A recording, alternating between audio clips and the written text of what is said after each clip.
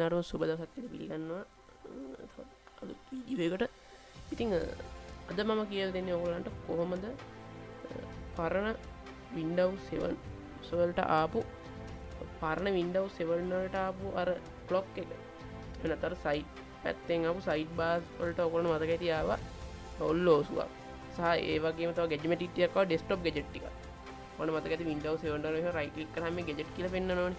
ඉතින් මේක Windows 10 වලට 8 වලට යාවේ නැහැ.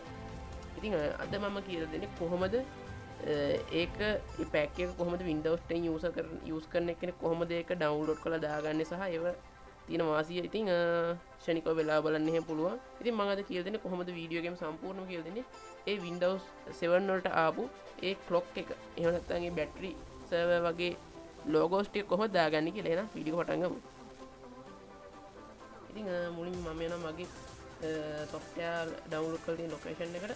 ඉතින් මේකේ තියෙනවා 8 gadget desktop pack කියලා එකක්. ඔතන පේනවා ඇති. ඉතින් මම මේක මේ විදිහට install කරගන්නවා. ඔය විදිහට මම මේ විදිහට මේක install කරලා තියෙන්නේ. ඉතින් ඒක යාළුවෝ දාලා ආයෙත් මේක install කරගන්නවා.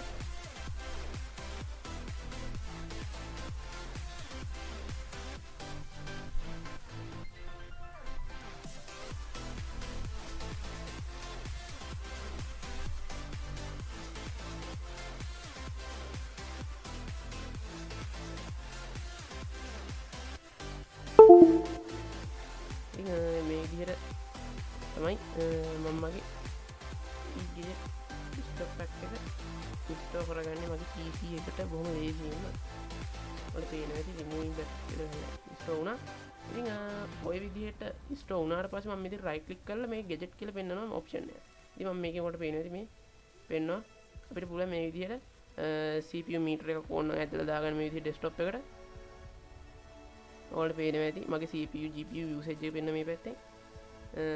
ඒ වගේම ඔයාලට පුළුවන් date time time අර Windows 7 වලට ආපු clock එක මේ විදිහට හදලා දාගන්න. CPU meter එක දාගන්න පුළුවන්. ඊට පස්සේ ඔයාලට calendar එක ඕන මේ විදිහට ලස්සනට calendar එක දාගන්න පුළුවන්. සහ ඉතින් මෙතන ගොඩාක් activities තියෙන ඔයගලන්ට add කරගන්න පුළුවන් දේවල්. recycle bin එක ෂණිකව shutdown button එකක් තියෙනවා.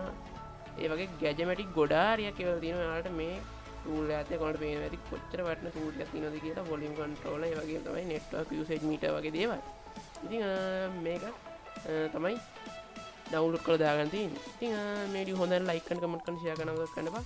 තමත් channel එක subscribe කරන්න. එහෙනම් හැම වෙලාවෙම ඉතින් ඔයගලන්ට සුබ දවසක්.